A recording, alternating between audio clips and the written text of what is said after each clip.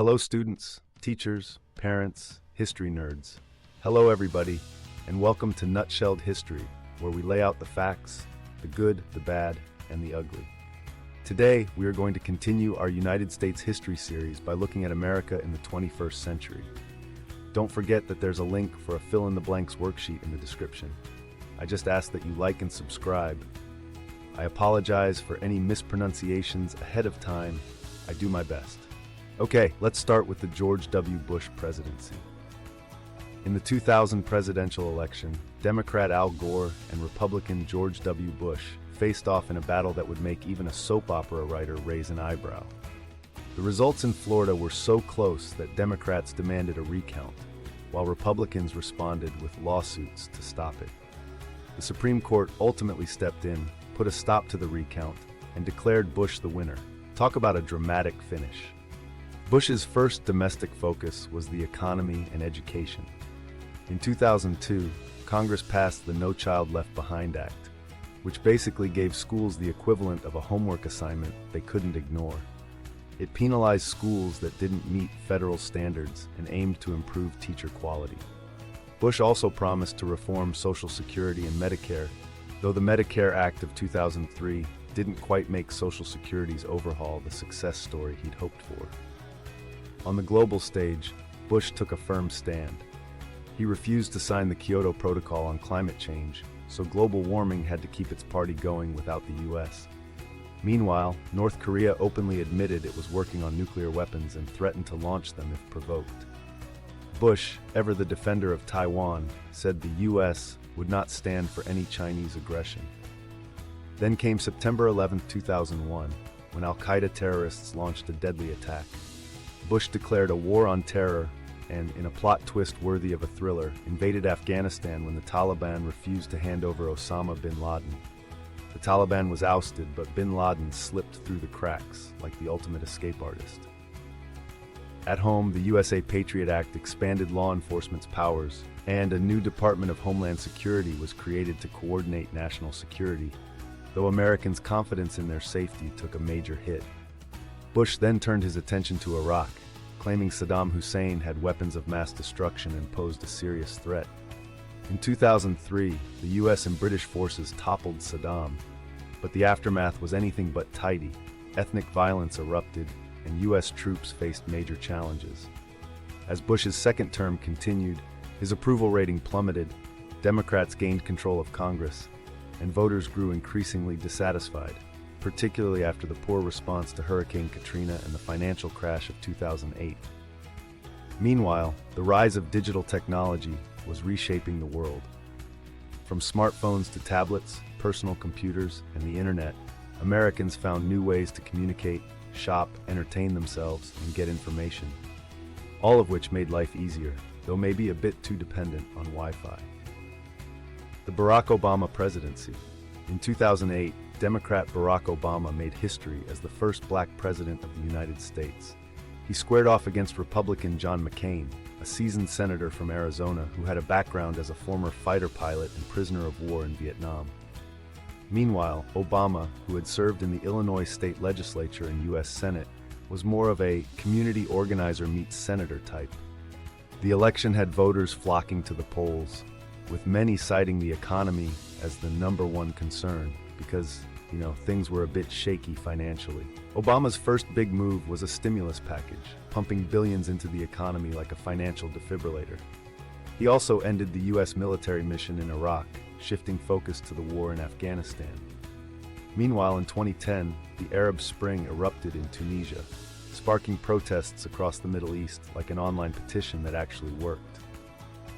On the home front, Obama assembled a diverse team, appointing Hillary Clinton as Secretary of State and making Sonia Sotomayor and Elena Kagan the first Latina and Jewish women on the Supreme Court, respectively. Not bad for a guy who was once just a community organizer. Then came healthcare reform.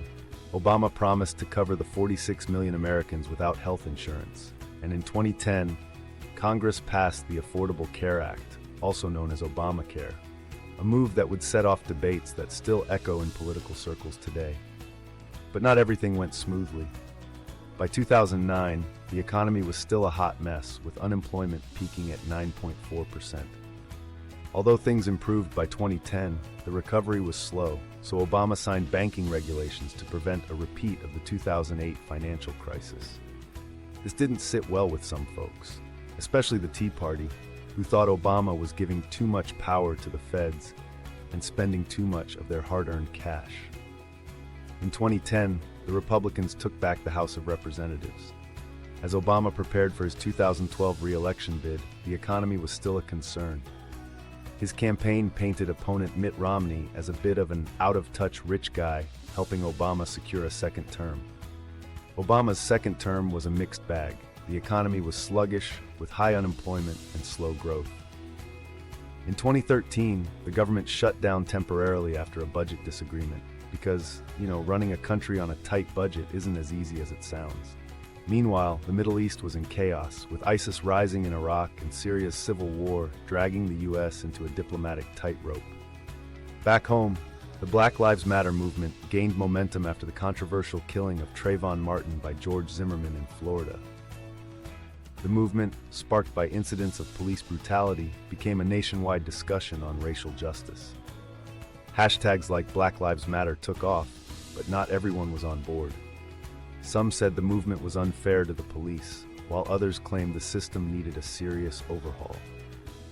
Then came Colin Kaepernick, the NFL quarterback who refused to stand during the national anthem to protest police violence against Black Americans.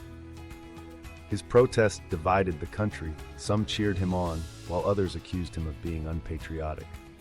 Regardless, the Taking a Knee movement spread, with players from all backgrounds joining in. Meanwhile, climate change became an increasingly urgent issue, with rising sea levels threatening coastal states like Florida and more forest wildfires breaking out in places like Alaska. As sea ice melted and permafrost thawed, even the ground itself seemed to be shaking its head at the situation. It was clear that the planet was in need of some serious TLC. The Donald Trump Presidency, Part 1.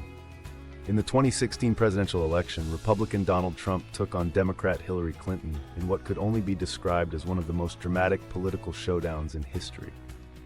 Despite Clinton winning the popular vote by nearly 3 million, Trump triumphed in the Electoral College and, the presidency. It was like a reality TV plot twist no one saw coming, except the voters, of course. Trump's campaign slogan, "Make America Great Again," struck a chord with those feeling uneasy about jobs, immigration, and trade. Basically, all the things that kept people up at night while Googling how to fix America.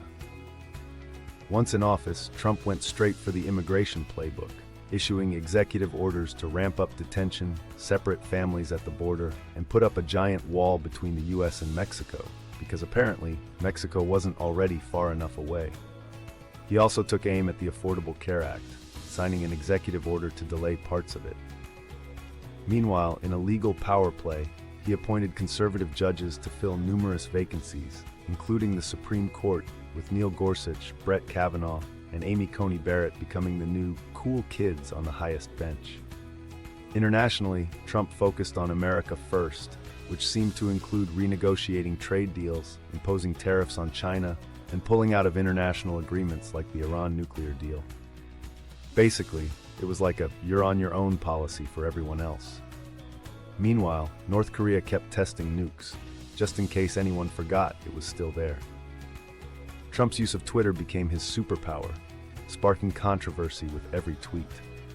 His comments on the violent clashes in Charlottesville, Virginia, in 2017 made headlines for all the wrong reasons, and in 2018, deadly shootings in schools and places of worship reignited the gun control debate. Because who doesn't love a good policy argument in the middle of a crisis?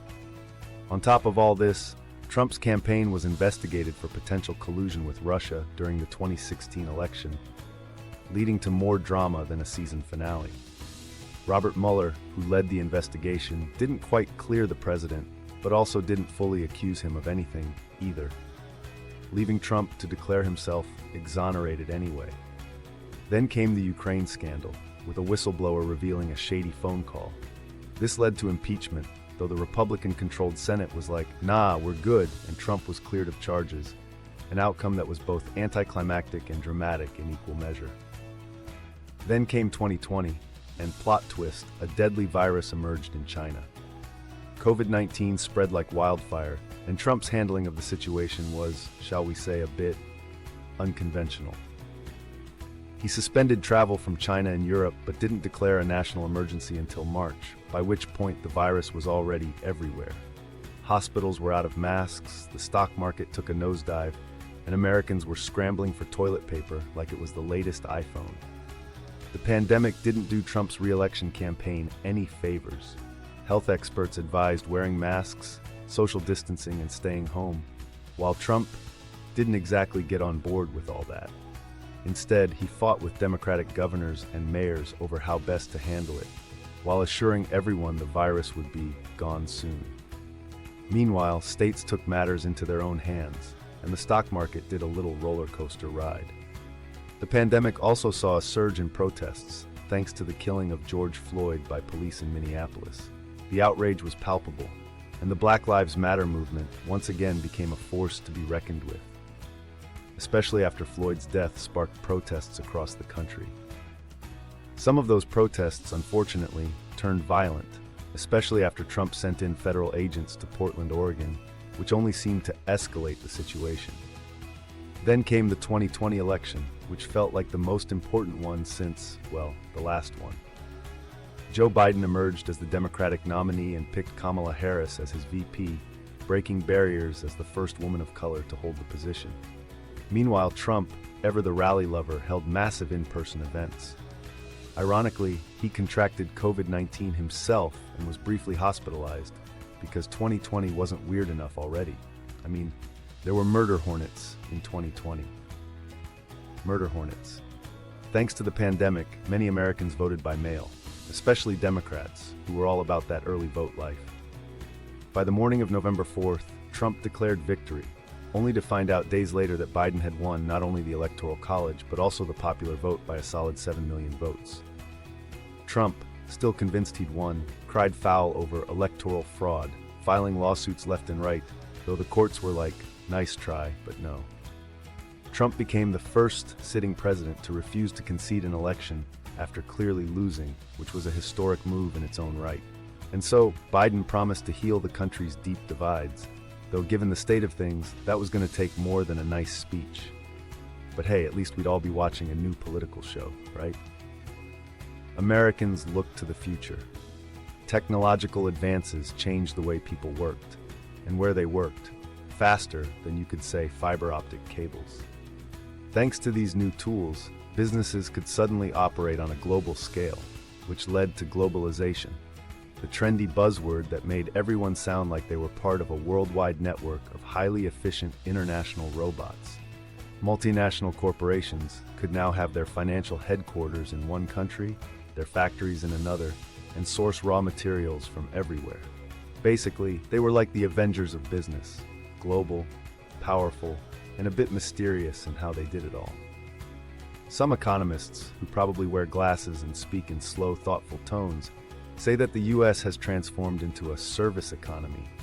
This means jobs range from the highly lucrative, lawyers in fancy offices, to the not so lucrative, the person who hands you fries through the drive-thru. As manufacturing jobs declined, so did the political power of labor unions, and wages for the average worker, well, took a bit of a nosedive. So, the dream of working hard and buying a yacht started to feel a little more like working hard and hoping you can afford rent. Then came the internet revolution. American businesses flocked online, and now they could sell you anything without even meeting you in person. Amazon, Microsoft, Google, or Alphabet as they've decided to call themselves, because apparently being the A company wasn't enough, and Facebook became the new billionaires on the block. But with great power came great controversy. These companies started controlling what we see online, and suddenly everyone wanted to regulate the internet. Because who doesn't love a little more government intervention in their social media? Meanwhile, America's face was changing. No, literally. The Immigration Act of 1990 increased quotas, allowing more people to come to the US, and changed the cultural fabric of the nation. Most immigrants were Latinos, and they brought with them their own flavors, dances, and amazing family recipes. Asian countries also became the second largest source of new immigrants, turning America into an even more delicious melting pot than before. Demographics shifted as people left the snowy Northeast and Midwest for the sun-soaked warmth of the Sun Belt. It's like the Great Migration, but with more flip-flops and sunscreen. Families also started to look a little different, with more divorces and single-parent households than the nuclear family model of yesteryear. It's a new era, one where parents probably don't have to pretend to be perfect. Social advocacy groups worked tirelessly to ensure that women and Black Americans kept making social and political progress. More Black Americans were joining the middle class and earning college degrees, while American Indians, Asians, and Latinos were fighting discrimination one lawsuit at a time. Women were finally getting protected from workplace discrimination, and the 1994 Violence Against Women Act made sure there were more resources to go after violent men, because, well, it's about time. The Me Too movement also gave women the courage to speak up and hold men accountable for their actions.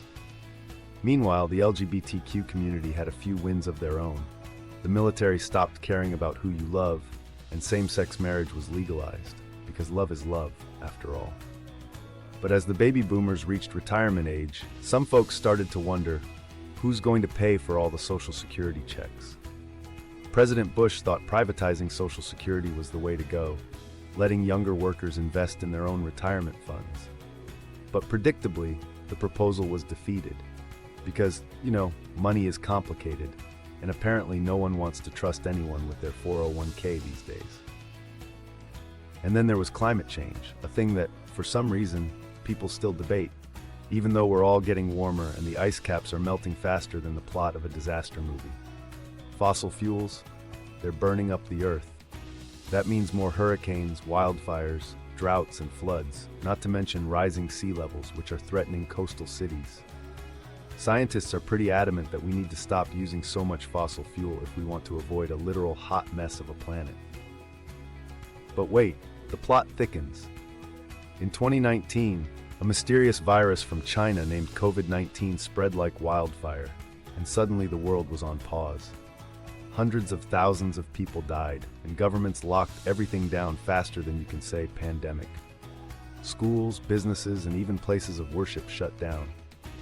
The stock market tanked, and jobless rates soared. But in true American fashion, people came together to support one another, kind of. Just with a little more hand sanitizer and 6 feet of distance. It's kind of time for our recap. In the 2000 presidential election, a dramatic recount battle in Florida led to a Supreme Court decision declaring George W. Bush the winner. As president, Bush focused on the economy, education, and national security, notably passing the No Child Left Behind Act and launching the war on terror after the 9/11 attacks. His administration also invaded Afghanistan and Iraq, though the aftermath was messy. Meanwhile, Barack Obama's 2008 election marked the first Black president, and his tenure saw the passage of the Affordable Care Act, the end of the Iraq War, and struggles with the economy. The rise of digital technology and changing demographics reshaped America, while social movements pushed for progress on issues like racial justice, women's rights, and LGBTQ+ equality. Donald Trump's presidency, marked by his controversial policies and handling of the COVID-19 pandemic, ended in a tumultuous 2020 election, which saw Joe Biden defeat Trump. The country also faced a growing climate crisis, economic shifts, and political divisions that defined the era. There you have it, folks. That is America in the 21st century, at least so far, nutshelled. Thanks for stopping by Nutshelled History. I know that a bunch of crazy stuff has happened since Biden was elected, the insurrection. Let us know what events you would include in an extension of this video in the comments down below. Now go crazy nuts on those like and subscribe buttons for me. I'll see y'all next time on Nutshelled History.